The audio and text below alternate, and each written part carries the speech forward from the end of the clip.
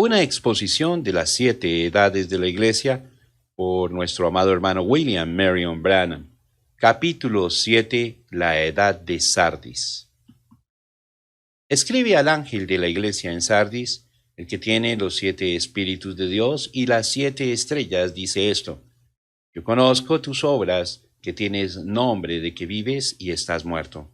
Sé vigilante y afirma las otras cosas que están para morir, porque no he hallado tus obras perfectas delante de Dios. Acuérdate, pues, de lo que has recibido y oído, y guárdalo, y arrepiéntete, pues si no velas, vendré sobre ti como ladrón, y no sabrás a qué hora vendré sobre ti. Pero tienes unas pocas personas en Sardis que no han manchado sus vestiduras, y andarán conmigo en vestiduras blancas, porque son dignas. El que venciere será vestido de vestiduras blancas, y no borraré su nombre del libro de la vida, y confesaré su nombre delante de mi Padre y delante de sus ángeles. El que tiene oído, oiga lo que el Espíritu dice a las iglesias. Apocalipsis capítulo 3, versículos 1 al 6. Sardis. Sardis era la capital de la antigua Lidia. El gobierno de Sardis pasó de los monarcas lidios a los persas y luego a Alejandro el Grande. Fue saqueada por Antíoco el Grande. Los reyes de Pérgamo dominaron allí por un tiempo hasta que los romanos la tomaron. Durante el reino de Tiberio, Sardis fue desolada por plagas y terremotos. Hoy día es un montón de ruinas sin habitantes. En una época, esta ciudad fue muy importante comercialmente. El historiador Plinio dijo que en esta ciudad se inventó el arte de teñir la lana. Era el centro de comercio de teñir lana y tejer alfombras. En esa región había una considerable cantidad de plata y oro, y se dice que las monedas de oro se empezaron a fabricar primeramente en Sardis. Además, tenían un mercado de esclavos. La religión de esta ciudad era la adoración impura a la diosa Cibeles. Las ruinas monumentales del templo todavía se pueden ver. Usted recordará que en la edad de Pérgamo yo dije que el concepto babilónico de madre e hijo conocido como Semiramis y Ninus llegó a ser Cibeles y Deuius de Asia. Los atributos concedidos a estos dos son muy reveladores cuando los vemos lado a lado. Él era el dios del sol, ella era la diosa de la luna. Él era el Señor del cielo, ella era la reina del cielo. Él era el revelador de bondad y verdad, ella era la reveladora de gentileza y misericordia. Él era el mediador, ella era la mediadora. Él con la llave que abre y cierra las puertas del mundo invisible, ella con una llave idéntica haciendo lo mismo. Él como el juez de los muertos, ella parada a su lado. Él siendo muerto, levantado y ascendido al cielo, ella llevada allí corporalmente por el Hijo. En Roma, a este mismo Dios se le dio el título de nuestro Señor. Él es llamado el Hijo de Dios, mientras que ella es llamada la Madre de Dios. Ahora, eso es lo que hallamos en las 2 edades anteriores, donde el concepto de madre e hijo alcanzó tan grandes proporciones. Pero note usted, así como fue allá en Babilonia, cuando la adoración al hijo comenzó a disminuir en favor de la adoración a la madre, y literalmente ella comenzó a ocupar el lugar del hijo. Vemos en esta edad que la adoración pagana de Sardis era la adoración a la mujer. Es Cibeles sola, no Cibeles y Deuius. La madre literalmente ha ocupado el lugar del hijo, dotada con los méritos de la deidad. Todo lo que tiene uno que hacer es revisar sus numerosos títulos y recordar los bellos atributos conferidos a María por la Iglesia romana para entender de dónde vino la religión de nuestra edad presente. Mientras estudiaba esta adoración a Cibeles, me quedé asombrado de 2 cosas en particular. Primero, era el hecho de que ella tenía una llave igual a la de Janus, lo cual le daba la misma autoridad que tenía él, la llave de la tierra, el cielo y los misterios. Y segundo, el hecho de que los que la adoraban se flagelaban ellos mismos hasta que la sangre brotaba de sus cuerpos, igual como lo hacen hoy día los católicos, quienes sienten que están sufriendo como el Señor. El hecho de que esta es la edad en que tuvo éxito la primera y verdadera ruptura con la Roma papal, sin duda hizo que la profetisa Jezabel consolidara y pusiera énfasis en su doctrina de la adoración a María, en abierta oposición contra los protestantes, quienes le negaban cualquier parte en el plan de la salvación, aparte de haber hallado gracia ante Dios como la Virgen escogida para traer al niño. A medida que Lutero cristalizaba la doctrina de justificación por la fe, ellos seguían con las obras, las penitencias, las oraciones y demás medios no respaldados por la palabra. Mientras los cristianos libres glorificaban al Hijo, los católicos romanos aumentaron la deificación de María hasta que en el siglo XX hemos visto al Papa Pío XII, en oposición a la mayoría de los grandes teólogos católicos, literalmente exaltar a María a la glorificación en un cuerpo resucitado. Esta doctrina es definitivamente la doctrina babilónica del Hijo llevando a la Madre corporalmente al cielo.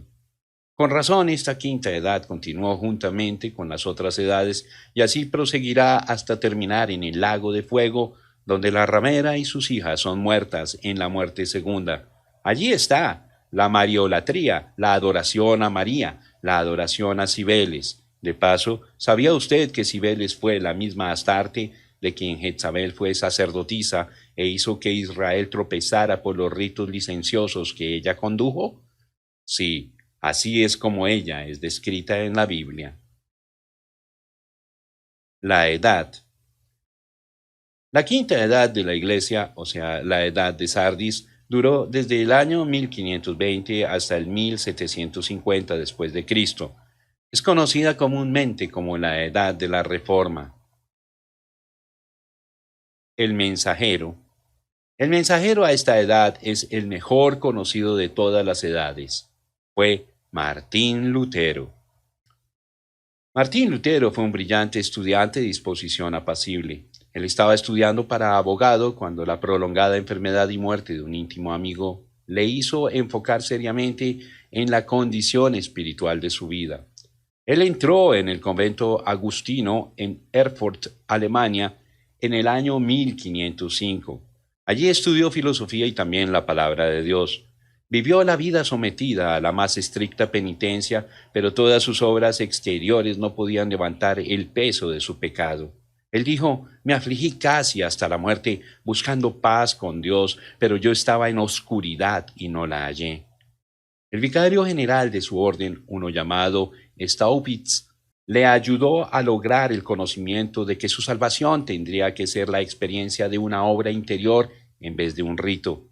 Con este ánimo, él buscó a Dios más intensamente. Después llegó a ser un sacerdote, sin embargo, todavía no era salvo. Llegó a ser un ávido y profundo estudiante de la palabra y de las grandes obras teológicas que existían en aquel tiempo. Fue muy buscado como predicador y maestro por sus profundos conocimientos y gran sinceridad. Para cumplir con un voto que se había hecho a sí mismo, fue a Roma. Allí vio la futileza de las obras impuestas por la Iglesia que habrían de traer salvación, y entonces fue cuando la palabra de Dios fue vivificada en su corazón. El justo en su fe vivirá. Al regresar a su hogar, la verdad evangélica de esta escritura inundó su mente y fue librado del pecado y nacido en el reino de Dios. Poco después de esto, él fue elevado a doctor en divinidad y fue comisionado para dedicar su vida completa a estudiar, exponer y defender fielmente la Santa Escritura. Eso lo hizo con tal esfuerzo que su corazón y los de aquellos que le rodearon fueron profundamente arraigados sobre la verdad de la palabra. Poco después, la palabra entró en conflicto abierto con los abusos de los credos y las doctrinas de la Iglesia. Por lo tanto, cuando León X llegó a ser papa y Juan Tetzel vino vendiendo indulgencias para el pecado, Lutero no tuvo otra alternativa sino la de oponerse a esta enseñanza tan antipalabra. Primeramente, desde el púlpito él tronó en contra de tal cosa y luego escribió sus famosas 95 tesis, las cuales clavó en la puerta de la iglesia del castillo el día 31 de octubre de 1517. En corto tiempo Alemania estaba encendida y la reforma estaba en marcha. Ahora, que esto quede claro, Martín Lutero no fue el único que protestó contra la Iglesia Católica Romana. Él solamente fue uno de muchos. Otros ya habían negado el poder temporal y espiritual de los papas, concedido por ellos mismos, y aún entre los mismos papas hubo pequeñas reformas temporales. Ciertamente hubo otros que enfocaron en ciertos temas, pero en el caso de Lutero, el tiempo de Dios estaba a la mano para iniciar un movimiento definitivo que sería el comienzo de la restauración de la Iglesia hacia un derramamiento del Espíritu Santo en una fecha futura. Ahora, Martín Lutero era un cristiano lleno del Espíritu y de una viva sensibilidad. Definitivamente él era un hombre de la palabra porque no solamente tenía una profunda pasión por estudiarla, sino también de ver que estuviera al alcance de todos, de tal manera que todos pudiesen vivir por medio de ella. Él tradujo el Nuevo Testamento y lo distribuyó al pueblo. Esta obra tan laboriosa la hizo él mismo, corrigiendo un pasaje aún hasta 20 veces. Luego congregó a su derredor a un grupo de estudiantes hebreos, entre los cuales habían algunos judíos, y tradujo el Antiguo Testamento. Sobre esta obra monumental de Lutero están basadas todas las demás obras sucesivas de las Sagradas Escrituras en Alemania. Fue un poderoso predicador y maestro de la palabra e insistió muy especialmente en los primeros años de su ministerio público que la palabra era el único criterio. Por lo tanto, estaba en contra de las obras como un medio de obtener la salvación y del bautismo como un medio de obtener la regeneración. Él enseñó la mediación de Cristo, aparte del hombre, el cual fue el concepto original de Pentecostés. Él era un hombre de mucha oración y había aprendido que cuando más tenía que hacer y más limitado era su tiempo, entonces era cuando más dedicaba su tiempo en oración a Dios para así asegurar resultados satisfactorios. Él conocía lo que era batallar con el diablo y se dice que cierto día Satanás se le apareció visiblemente y Lutero, arrojándole el tintero, le ordenó irse. En otra ocasión vinieron a él dos fanáticos a persuadirle a unirse con ellos para acabar con todos los sacerdotes y las Biblias, pero él discernió el espíritu en ellos y los despidió. Está registrado acerca del doctor Martín Lutero en la historia escrita por Sauer, volumen 3, página 406, que él fue un profeta, evangelista, uno que hablaba e interpretaba lenguas y, en fin, estaba dotado con los 9 dones del Espíritu. Lo que conmovió su corazón por el Espíritu Santo y lo que también fue el pequeño tallo verde que significaba que la verdad estaba regresando a la iglesia, así como fue conocida en el día de Pentecostés, fue la doctrina de la justificación, salvación por gracia, sin obras. Yo reconozco que el doctor Lutero no solo creía y solo predicaba la justificación, pero sí era su tema principal, como en verdad tenía que ser, porque esa es la doctrina básica de la verdad de la palabra. Él será conocido por siempre como el instrumento en la mano de Dios que revivió esta verdad. Él fue el quinto mensajero y su mensaje fue: el justo en su fe vivirá. Sin lugar a duda admitimos que él conocía y enseñaba que debemos ir de fe en fe. Su maravilloso entendimiento de soberanía, elección, predestinación y otras verdades muestra que él fue un gran hombre en la palabra. Sin embargo, digo de nuevo, como también dicen los historiadores, que Dios lo usó para traer a la gente su estandarte en contra de las obras. El justo en su fe vivirá. Ahora, como ya mencioné, esta edad ha sido llamada por los historiadores la época de la Reforma. Eso es exactamente correcto. Tuvo que ser así porque Martín Lutero fue un reformador, no un profeta.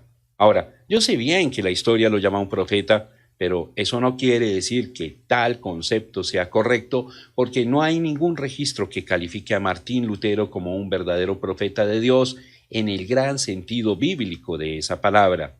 Él fue un maestro muy fino, con algunas manifestaciones del Espíritu en su vida, y por esas cosas damos gracias a Dios, pero a él no le fue posible guiar la iglesia de regreso a la verdad completa, como lo sería para un hombre como el apóstol Pablo, el cual fue apóstol y profeta. Ahora, Al transcurrir el tiempo vemos un gran cambio en la forma en que Lutero conducía los asuntos en los cuales estaba envuelto. Al principio fue muy amable, sin temor, paciente y constantemente esperando que Dios resolviera los problemas, pero luego gran número de personas empezaron a identificarse con su movimiento. Sus propósitos no eran verdaderamente espirituales, sino de carácter netamente político. Estos querían romper el yugo del Papa, se disgustaron con tanto envío de dinero a Roma, algunos se tornaron en fanáticos. Al poco tiempo, Lutero se encontró envuelto en asuntos y decisiones políticas que estaban fuera del dominio de la Iglesia, con la sola excepción de que por medio de oración, predicación y conducta, ella pudiera establecer un estandarte que el pueblo temiera. Estos problemas políticos crecieron hasta que Lutero fue forzado a tomar una posición insostenible de mediador entre terratenientes y campesinos. Sus decisiones fueron tan equivocadas que causó una insurrección donde miles fueron muertos. Sus intenciones fueron buenas, pero al permitirse ser mezclado de nuevo en un evangelio de iglesia y Estado, tuvo que cegar el torbellino. No obstante todo eso, Dios usó a Martín Lutero. Que nunca se diga que sus intenciones no fueron buenas, sino que simplemente falló en sus juicios. Realmente, si los luteranos pudieran regresar a sus enseñanzas y servir a Dios, como lo hizo este precioso hermano, entonces esa gente sería en verdad un reconocimiento y una alabanza al gran Dios y Salvador, Jesucristo. El saludo. El que tiene los 7 espíritus de Dios y las 7 estrellas, dice esto. Apocalipsis 3, versículo 1. Una vez más, como en las 4 edades anteriores, el Espíritu nos está revelando nuestro bondadoso Señor por medio de la manifestación de sus maravillosos atributos.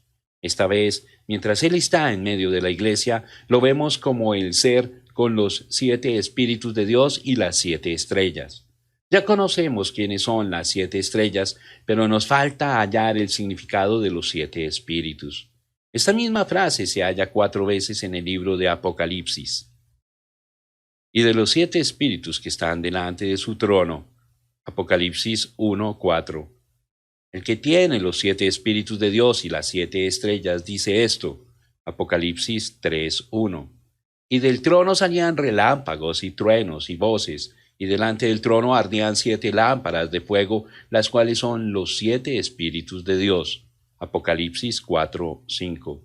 Y miré y vi en medio del trono y de los 4 seres vivientes, y en medio de los ancianos estaba en pie un cordero como inmolado, que tenía 7 cuernos y 7 ojos, los cuales son los 7 espíritus de Dios enviados por toda la tierra. Apocalipsis 5, verso 6. En primer lugar, sabemos con certeza que estos versículos no están enseñando una doctrina nueva y contraria a San Juan, capítulo 4, versículo 24, parte A, donde dice Dios es un espíritu. Pero esto es igual a 1 Corintios 12, versículos 8 al 11, donde hallamos a un espíritu manifestándose de 9 maneras. Entonces, sabemos que los 7 espíritus de Dios significan el único y el mismo espíritu manifestándose en una manera séptuple. Ahora, en Apocalipsis 4, verso 5, estos mismos 7 espíritus son llamados 7 lámparas de fuego que estaban ardiendo ante el Señor.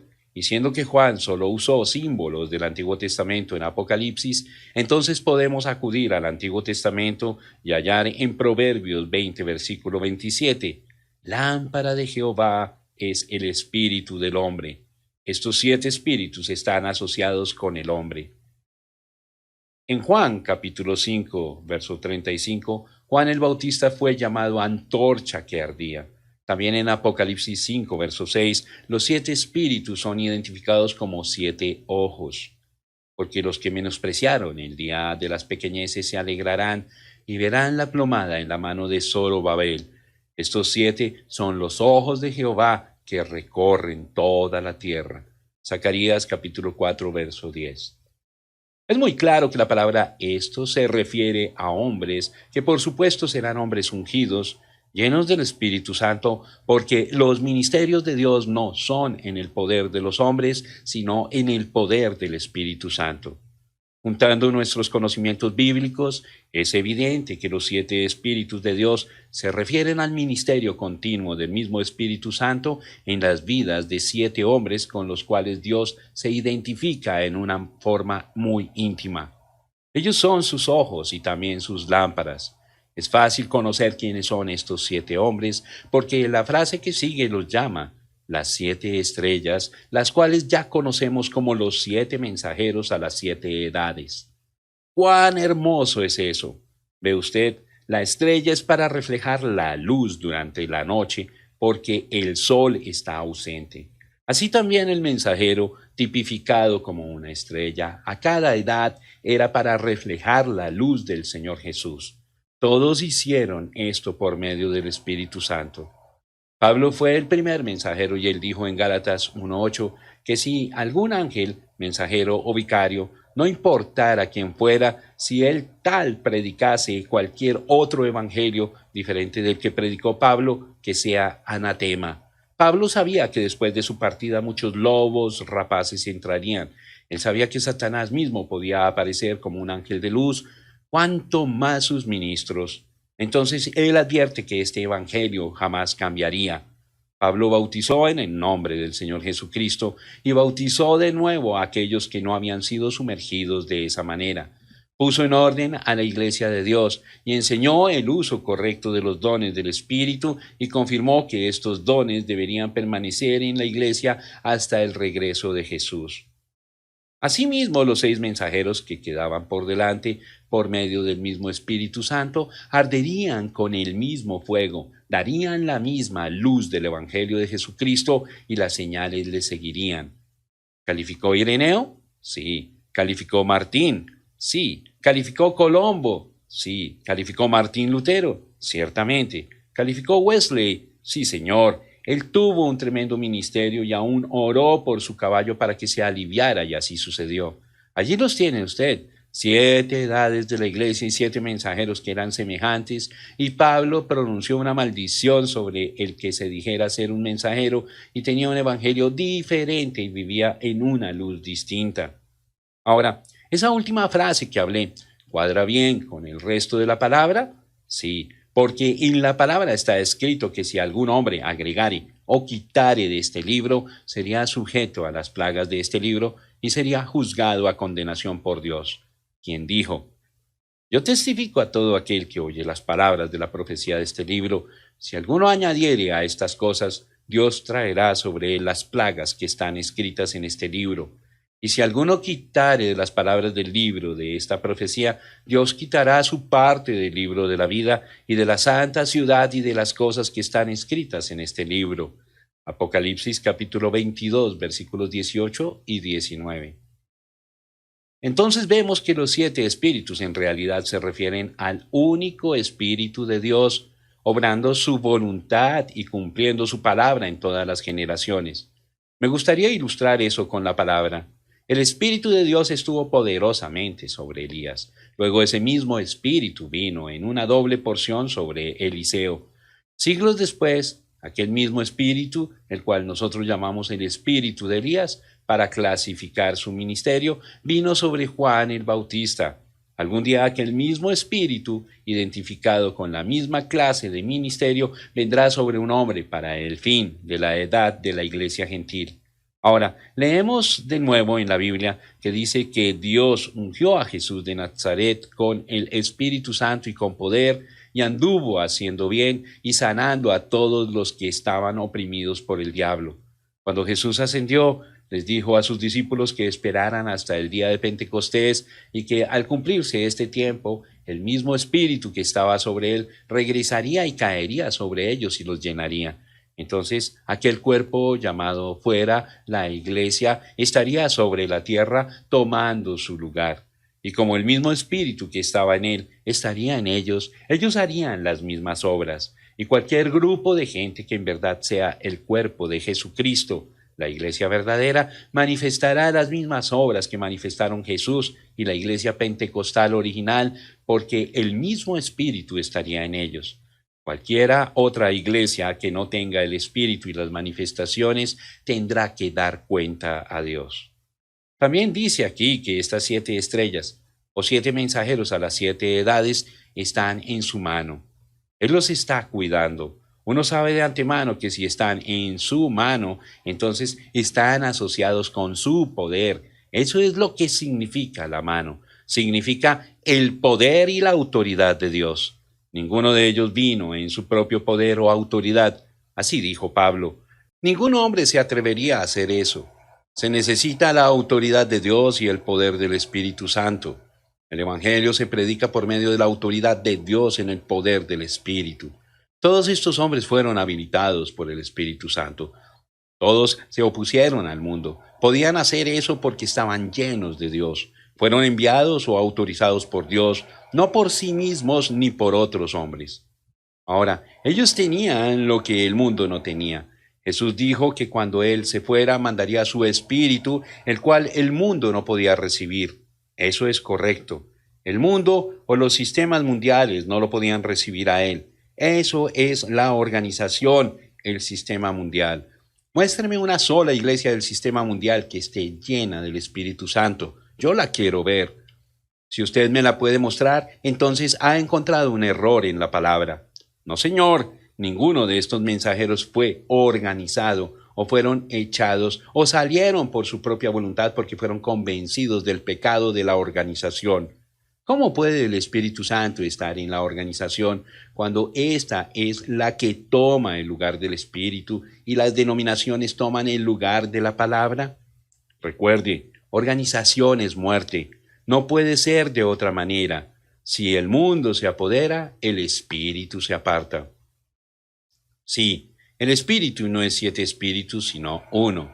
Él siempre permanecerá y actuará igual, y los 7 mensajeros tendrán el mismo espíritu, enseñarán la misma palabra y tendrán el mismo poder. Y si la iglesia es la iglesia verdadera, entonces tendrá el mismo espíritu y la misma palabra y las mismas obras que tuvieron en el día de Pentecostés. En cuanto a experiencia, será una iglesia pentecostal y habrán lenguas e interpretaciones, profecías y sanidades. Dios estará en medio de ella y se declarará en medio de ella como siempre lo ha hecho. Aleluya, y ella no estará organizada. No olvide eso. Ahora podemos ver que Jesucristo se está revelando a través de las edades por medio de su Espíritu en los mensajeros. Ellos son como fue Moisés para los israelitas, y así como él tuvo la revelación para su día, cada mensajero ha tenido el ministerio y la revelación de Dios para su día. Además, cuando vemos que los mensajeros están en su mano, vemos al Señor identificándose con estos hombres y concediéndoles su poder. No es suficiente que Él se haya asociado con la iglesia entera, lo cual notamos cuando lo vimos parado entre las 7 lámparas de oro. Tampoco es suficiente que podamos ver el ministerio quíntuple de Efesios 4, apóstoles, profetas, maestros, evangelistas y pastores. Porque en cada edad la iglesia se desvía y no son solo los laicos, sino los pastores están equivocados igual que las ovejas. Entonces llega Dios a la escena como el gran pastor en los ministerios de estos 7 hombres para guiar su pueblo de nuevo a la verdad y a la abundancia del poder de esa verdad. Dios está en su pueblo, en todo su pueblo, porque si algún hombre no tiene el Espíritu de Cristo, entonces el tal no es de él y él es la palabra. Esa sería la palabra reconocida en el pueblo. Pero de su preferencia, él ha puesto un liderato especial en estos hombres por medio del consejo determinado de su propia voluntad. Ellos aparecen una vez en cada edad. Es el mismo espíritu en cada uno de ellos. ¿Qué cosa tan distante es esta a la herejía de Roma? Ellos tienen a un hombre de su propia preferencia, uno tras otro, y ninguno de ellos ha manifestado el poder de Dios, ni se ha anclado en la palabra de Dios. Cada uno es diferente al anterior y agrega lo que desea como si él fuera Dios. Dios no está en eso, pero sí está en su mensajero, y todo aquel que deseara la plenitud de Dios sigue al mensajero, así como el mensajero sigue al Señor por medio de su palabra. El que tiene los 7 espíritus de Dios y las 7 estrellas, Apocalipsis 3, verso 1. Así como este mismo Señor se identificó con el hombre en la encarnación, lo está haciendo nuevamente por medio de su espíritu dentro del hombre. Estos son míos, dice el Señor. Los 7 mensajeros llenos del Espíritu son del Señor. Puede que sean interrogados y repudiados, y en verdad puede ser que para la mente humana no parezcan ser calificados. Sin embargo, ellos son los mensajeros para sus respectivas edades. Dios usó un Abraham, él mintió. Usó un Moisés, él rebeló. Un Jonás, él desobedeció. Un Sansón, él pecó. Un David, él mató. También usó un Josué y un José. Y todos aquellos con defectos notorios exceden en número a aquellos cuyas historias parecen ser perfectas. Todos fueron y son suyos. Nadie puede negar esto. Él los usó por medio del Espíritu Santo que puso en ellos. Ante su propio amo permanecieron o cayeron, y en todos ellos fue ejecutada la voluntad soberana de Dios. Que la historia mundana se empeñe en negar esto, todavía permanecerá. El Dios eterno todavía anda entre las lámparas de oro y envía a sus mensajeros por medio de su Espíritu con la palabra al pueblo de cada edad. La denuncia. Yo conozco tus obras, que tienes nombre de que vives y estás muerto, porque no he hallado tus obras perfectas delante de Dios. Apocalipsis capítulo 3, versículo 1 y 2. Ahora, aquí ciertamente hay una cosa muy extraña. En cada edad, hasta aquí, el Espíritu, en primer lugar, ha alabado a los verdaderos creyentes y luego ha denunciado a la vid falsa. Pero en este periodo, evidentemente, hubo tal grado de negligencia desenfrenada en cuanto al Señor y su palabra, que el mensaje entero a esta quinta edad suena con condenación. Yo conozco tus obras. ¿Qué obras fueron estas que llegaron ante el Señor y causaron su disgusto? Usted sabe que cada edad se extendió sobre la siguiente edad, así que tenemos en la quinta edad una continuación de las obras de la cuarta edad. Como usted bien sabe, estas obras fueron: 1. La dirección del Espíritu Santo fue reemplazada por una jerarquía humana. 2. La palabra pura de Dios y su beneficio libre para todo hombre fue desalojada por credos, dogmas, reglamentos de la Iglesia, etc. 3. La adoración en el Espíritu, los dones del Espíritu y todo lo que tiene que ver con el verdadero compañerismo fraternal de los santos fue echado a un lado para admitir liturgia, adoración literal de los ídolos, fiestas paganas, etc. 4. La mariolatría, la adoración a María, estaba ganando un lugar más preeminente en la adoración cristiana, a tal grado de haber asumido un lugar de deidad, y el Hijo había sido quitado de su alta posición de sobre todo a ser subordinado a un hombre llamado el Papa, quien se tituló a sí mismo como el vicario de Cristo. Todos aquellos que lucharon en contra de esta iglesia anticristo fueron destruidos. Todo aquel que se quedó con el sistema llegó a ser semejante a un peón de ajedrez en la iglesia, ya fuese campesino o rey. Sus vidas ya no les pertenecían, ni tampoco pertenecían a Cristo, sino que pertenecían en cuerpo, alma y espíritu a la iglesia de Roma. Ellos hablaban acerca de la sangre de Cristo. Sin embargo, obtenían su salvación con dinero y compraban el perdón del pecado con uno de los dos, oro o penitencia. Las personas de más riquezas hallaron la situación muy formidable cuando el Papa León X les permitió comprar indulgencias por los pecados que todavía no habían cometido, y así, con libre conciencia, podían planear sus terribles crímenes para luego llevarlos a cabo, sabiendo que el mismo Papa ya les había remitido los pecados. A esta gente se le había prohibido la palabra de Dios. Por lo tanto, ¿quién habría de conocer la verdad? Siendo que la verdad solamente viene de la palabra, la gente estaba encerrada en el calabozo de la iglesia romana, esperando la muerte y después el juicio. Pero la gran ramera, embriagada con la sangre de los mártires y sin ningún pensamiento del juicio, continuó salvajemente matando al pueblo con muerte física y espiritual.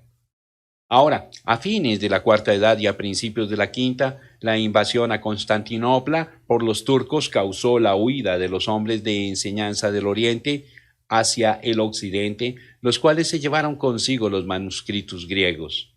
En este tiempo, la pureza de la palabra y las enseñanzas de los verdaderos creyentes fueron esparcidas. Y no solamente fueron de gran importancia estos maestros tan finos, sino que también fue descubierta la invención que fue la base de la imprenta moderna, facilitando así la producción de libros. Hallamos entonces que la grande hambre y la demanda que había por la Biblia podían ser saciadas. Dios levantó a muchos hombres poderosos, entre los cuales Lutero era uno. Calvino y Zwinglio fueron otras lumbreras, y además de estos hubo muchos otros que no fueron tan notables. Sin embargo, aunque todo esto no fue en vano, la poderosa obra de Dios fue dañada por estos mismos hombres. En primer lugar, ellos no se opusieron al matrimonio del Estado con la Iglesia en el Concilio de Nicea, sino que en realidad apoyaron esa unión. Dieron la bienvenida a la defensa del Evangelio por medio del Estado, aunque en la palabra no hay respaldo para tal cosa. Y aunque podemos ver la ira del hombre alabando a Dios en tales casos como cuando Enrique VIII se pronunció al lado de la Reforma y el rechazo de la autoridad del Papa, todavía era una cosa muy aparte de la verdad de Pentecostés y la protección de un Dios omnipotente. A pesar de la continua enseñanza de Lutero en contra de la intervención de afuera en los asuntos de la iglesia local, no le fue posible borrar de las mentes de los hombres el concepto de obispo y arzobispo en el gobierno de la iglesia. Así que la iglesia tomó un paso en la dirección correcta, pero permaneció encadenada y prontamente estaba aprisionada de nuevo en la misma prisión de donde procuró escapar. Todavía no estaba lleno el vaso de las obras abominables. Lutero, con sus juicios equivocados, no solamente incitó a la batalla, sino que consecuentemente causó la muerte de multitudes. Pero el partido de Zwinglio persiguió hasta la prisión al piadoso doctor Hofmeier, y aunque no lo sometieron a la hoguera, ellos en realidad fueron mayormente los responsables de su muerte con fuego. Y Calvino hizo semejantemente porque demandó la aprehensión de Servet, quien conocía y enseñaba la singularidad de la deidad. Entonces el Estado juzgó a este hermano, y para consternación de Calvino, Servet fue quemado vivo en la hoguera. Si en algún tiempo hubo fervor denominacional, fue en este tiempo tan trágico. Las palabras de Cormenio describen la mayor parte de esta edad. Cormenio escribió una cosa necesaria. En esta obra, él compara al mundo con un laberinto y muestra que el camino de salida se halla al dejar lo que no se necesita y escoger la cosa que se necesita, Cristo. Él dice que el gran número de maestros es la causa de la multitud de sectas, para las cuales muy pronto ya no quedarán nombres. Cada iglesia cree que es la verdadera, o cuando menos la parte más pura y verdadera de la iglesia. Entre tanto se persiguen mutuamente con el odio más entonado. No hay esperanza de reconciliación entre ellas, porque le hacen frente a la enemistad con enemistad irreconciliable.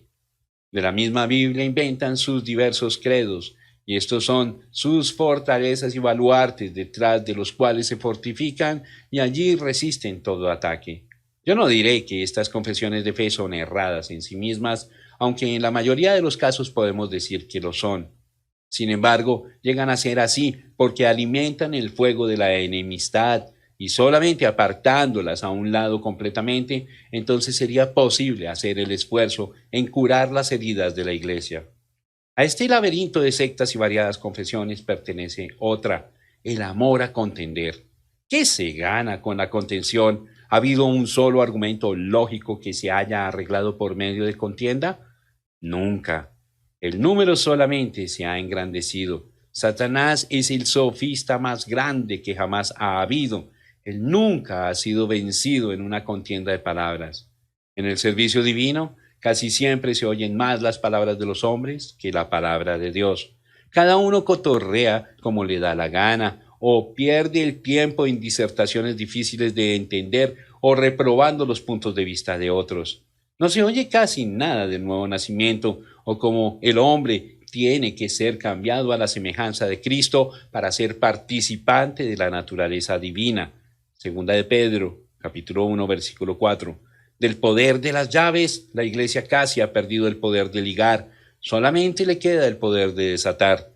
Los sacramentos, administrados como símbolos de unidad, amor y de nuestra vida en Cristo, ha sido la causa de amargos conflictos, de odio mutuo y el punto céntrico de sectarismo. En pocas palabras, el cristianismo ha llegado a ser un laberinto. La fe ha sido dividida en 1000 partecitas y uno es considerado como hereje si hay una de esas partes que no acepta.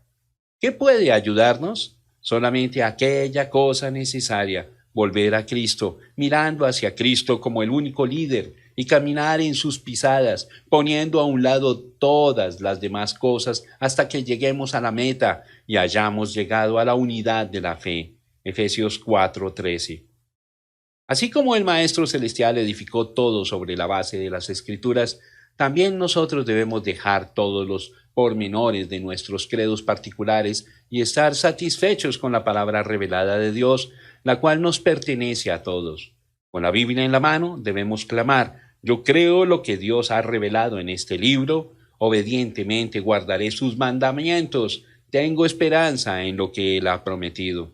Cristianos, escuchen, solamente hay una vida, pero la muerte nos llega de 1000 maneras. Solamente hay un Cristo, pero hay 1000 anticristos. Así que ya sabéis, oh cristiandad, cuál es la única cosa que es necesaria. O regresáis a Cristo o iréis a la destrucción como el anticristo. Si sois sabios y queréis vivir, seguid al líder de la vida. Pero cristianos, regocijaos en el arrebatamiento, oíd las palabras de nuestro guía celestial. Venid a mí, contestad con una sola voz, así también venimos. Yo acabo de decir que esta edad dio lugar a un gran desarrollo del espíritu denominacional. Si la actitud de los corintios de yo soy de Pablo, yo de Cefas, en alguna ocasión fue manifestada, fue en este tiempo. Hubo luteranos, husitas, los del partido de Zwinglio, etc. Tal fragmentación del cuerpo fue deplorable. Estaban viviendo un nombre, pero estaban muertos. Ciertamente estaban muertos, murieron en el mismo momento en que se organizaron. Los grupos grandes se organizaron y se unieron en matrimonio con el Estado. Eso fue todo, hasta allí llegaron. Allí estaban aquellos luteranos que habían censurado a la Iglesia romana. Ellos conocían la injusticia de las uniones espirituales y políticas. Aún Lutero, como Pedro, cuando fue influenciado por los judíos en Gálatas 2, fue e hizo del Estado el defensor de la fe en vez de Dios. Esta es la primera denominación conocida que salió de la ramera, y cuando murió Lutero, no tardó mucho tiempo para que tuvieran una jerarquía igual a aquella contra la cual habían luchado. Este movimiento de Dios, para el tiempo que apareció la segunda generación, estaba nuevamente debajo del ala de su madre. Ella había regresado y no se había dado cuenta. Habían tomado su propio nombre sobre su nombre. También estaban viviendo su propio nombre. Y hoy día, todas las denominaciones están haciendo igual. Están viviendo su propio nombre y no el nombre del Señor Jesucristo. Eso se ve claramente porque cada iglesia es conocida por su forma de adoración, pero ninguna es conocida por razón del poder de Dios. Allí está la prueba, y quiero que se dé cuenta aquí mismo que esta edad no tuvo en su medio las señales y las maravillas. Ellos renunciaron al poder de Dios por el poder del Estado. Se mantuvieron con su propio nombre y engrandecieron sus nombres. La misión de aquel espíritu antiguo era traer a todos a su propio redil. Hoy día los bautistas quieren que los metodistas vengan con los bautistas. Los metodistas están esforzándose por convertir a los presbiterianos y los pentecostales quieren ganarse a todos. Cada uno dice que ofrece lo mejor y que tiene las mejores esperanzas, una clase de puerta al cielo o, cuando menos, el camino a una entrada más abundante. ¡Cuán trágico es todo esto! Este espíritu denominacional ha causado que todas las denominaciones escribieran su propio manual y que enseñaran sus propios credos, que edificaran sus propias oficinas y gobiernos eclesiásticos, y luego cada una dice que ella, y solamente ella, verdaderamente habla en lugar de Dios, porque solo ella es la mejor capacitada. Ahora, ¿no es eso exactamente lo que están haciendo el Papa y la Iglesia romana? Allí están de nuevo con su madre, la ramera, y no lo saben.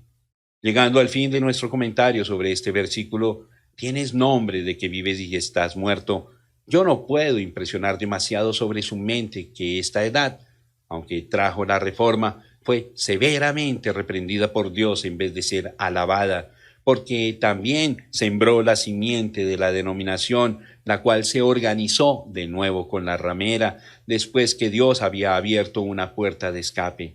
Cuando se efectuó la separación de la Iglesia Católica, fue una separación mayormente política que espiritual. La mayoría de la gente se identificó con el protestantismo porque, como ya he dicho, ellos odiaban el sistema romano de servidumbre política y económica. Así que, en vez de esto llegar a ser un gran movimiento espiritual, con todas las señales de la influencia del Espíritu Santo como allá en Pentecostés, cuando Dios usó medios puramente espirituales para efectuar sus planes, fue más bien una obra donde la ira del hombre alabó a Dios, y los resultados fueron paralelos con la historia de Israel cuando salió de Egipto y caminó por el desierto sin nunca llegar a la tierra de Canaán. Sin embargo, mucho fue logrado en el hecho de que el yugo de Roma fue agrietado un poco, y ahora los hombres podían recibir la palabra de Dios y sujetarse a la influencia del Espíritu sin ese gran temor como antes. Esto abrió la puerta a la gran edad misionera que siguió. La Jezabel de Tiatira de ninguna manera estaba dispuesta a rendir el poder que tenía sobre la gente, y así vemos a su hija, Atalía, que levanta su cabeza en la edad de Sardis con la esperanza de poder ahorcar a la simiente verdadera por medio de sus planes de organización. La amonestación. Sé vigilante y afirma las otras cosas que están para morir, porque no he hallado tus obras perfectas delante de Dios. Apocalipsis capítulo 3, versículo 2. ¿Cómo quisiera que se pudiera decir que la edad de Sardis fue una edad de restauración y no de reforma? Pero no puedo decir eso. La palabra no la llama una restauración, sino ciertamente la llama una reforma. Si hubiera sido una restauración, aquella edad hubiera sido otra edad pentecostal, pero no lo fue, y lo mejor que se pudo decir de ella fue, afirma las otras cosas que están para morir. Ciertamente había algo que estaba faltando. Esta edad tenía justificación, pero le faltaba la santificación y el bautismo del Espíritu Santo. Ese fue el plan original de Dios. Eso es lo que tuvieron en el día de Pentecostés. Fueron justificados, santificados y llenos del Espíritu Santo. Fíjese bien, la razón de ser justificado y santificado es con el fin de que usted sea bautizado con el Espíritu Santo. Por eso existe una iglesia. Es el templo de Dios, lleno de Dios, el mismo Espíritu Santo. El mismo Espíritu que moró en Jesús mientras Él estuvo aquí en la tierra, efectuando las grandes obras que Él hizo, regresó sobre la iglesia en el día de Pentecostés, y así ellos hicieron las mismas obras que Él hizo. Esta edad no tuvo aquellas obras. Oh, ellos tenían la palabra escrita, pero no tenían la palabra revelada. Esta era la época de la reforma, pero no temáis, manada pequeña, dijo Dios, yo restauraré, y esta reforma había de ser el principio.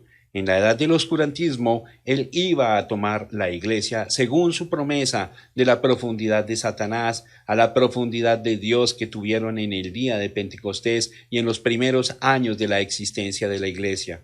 Ahora, tenga cuidado y capte esto. Dice en el segundo versículo, porque no he hallado tus obras perfectas delante de Dios.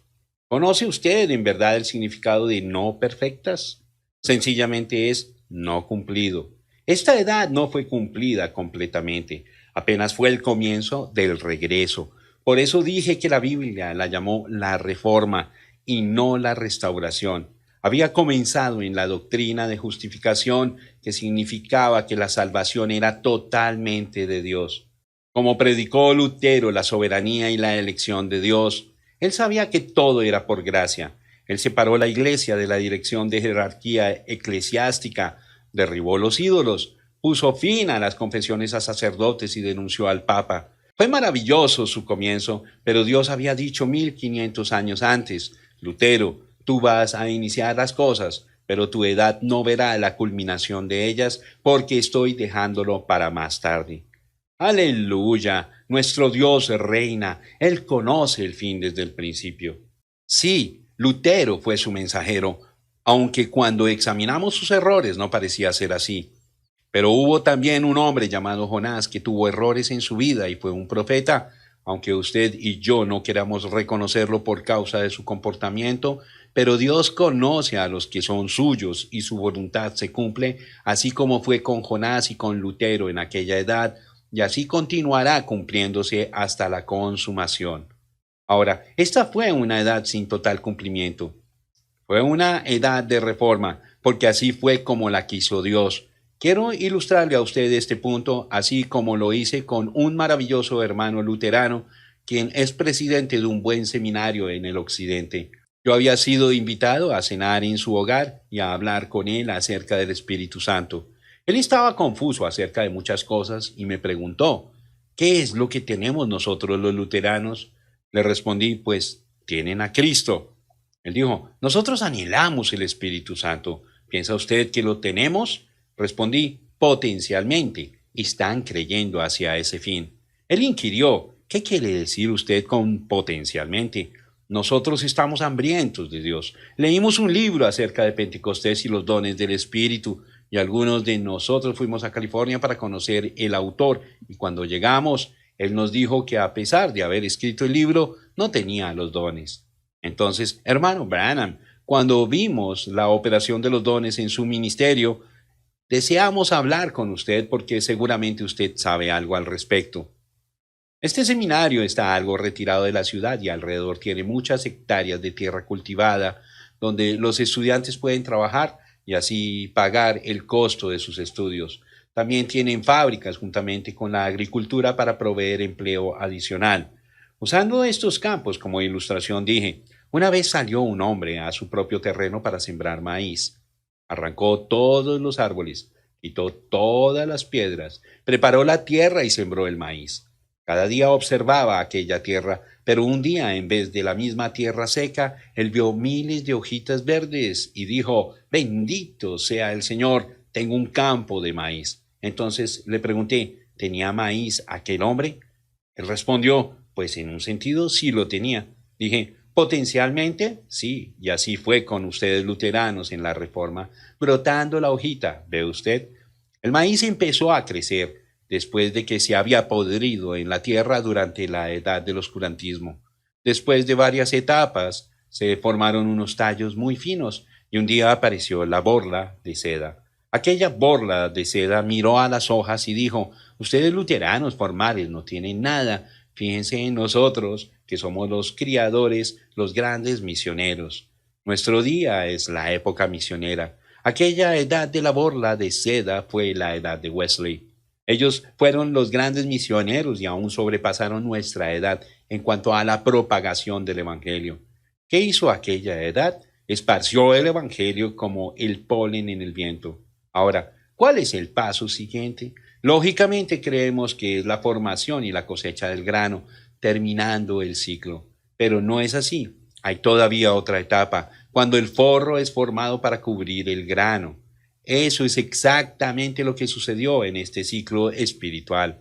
A la entrada del siglo XX, en el comienzo de la edad de la Odisea, hubo la creencia universal de que el Espíritu Santo estaba cayendo igual como en el día de Pentecostés. La gente hablaba en lenguas y testificaba que había sido bautizado con el Espíritu Santo con la evidencia de hablar en lenguas. Muchas veces he caminado por los campos de trigo ya para el fin del verano y he tomado las cabecitas de trigo en la mano para ver el grano, cuando sorprendidamente he visto que no había ningún grano de trigo en aquel forro, aunque ciertamente parecía como si el trigo estuviera allí. Este es un cuadro perfecto del así llamado movimiento pentecostal. Es un hecho comprobado que esta gente se organizó bajo una doctrina y se ligaron de nuevo, igual que la organización anterior, probando que en vez de ser la verdadera simiente, solamente eran el forro que cubriría el trigo que habría de venir. Esta edad del forro es la época de peligro del cual Jesús habló en Mateo 24:24, diciendo, engañarán, si fuere posible, aún a los escogidos. Oh, el hombre sintió que este forro, la así llamada edad pentecostal, fue la simiente verdadera, pero probó ser solamente el conductor para llevar la vida a la edad en la cual vendría la verdadera restauración, y la novia, el trigo, es manifestada en poder, según las palabras de Ezequiel. Y me sacó por el camino de la puerta del norte, y me hizo dar la vuelta por el camino exterior, fuera de la puerta, al camino de la que mira al oriente, y vi que las aguas salían del lado derecho. Y salió el varón hacia el oriente, llevando un cordel en su mano, y midió 1000 codos, y me hizo pasar por las aguas hasta los tobillos. Midió otros 1000, y me hizo pasar por las aguas hasta las rodillas. Midió luego otros 1000, y me hizo pasar por las aguas hasta los lomos. Midió otros 1000, y era ya un río que yo no podía pasar, porque las aguas habían crecido de manera que el río no se podía pasar sino a nado. Ezequiel capítulo 47, versículos 2 al 5. Y la manera en que se hizo fue por medio de la dirección y la perfecta voluntad de Dios. Los luteranos tuvieron el Espíritu Santo potencialmente bajo justificación. Los metodistas lo tuvieron potencialmente bajo santificación, y hoy día está aquí de nuevo una restauración. El Espíritu Santo está aquí. Sé vigilante y afirma las otras cosas que están para morir. Ahora, las ideas expresadas en las palabras vigilante y afirma son estas. Vigilar contiene no solamente la idea de estar despierto, sino también de estar alerto. Cualquier otra disposición contraria a esta significa peligro y pérdida. Afirmar significa más que dando fuerza, quiere decir fijar y establecer para permanencia. Estos dos mandatos se refieren a lo que queda de la verdad, lo cual está para morir. Yo veo esta expresión del espíritu como una ilustración.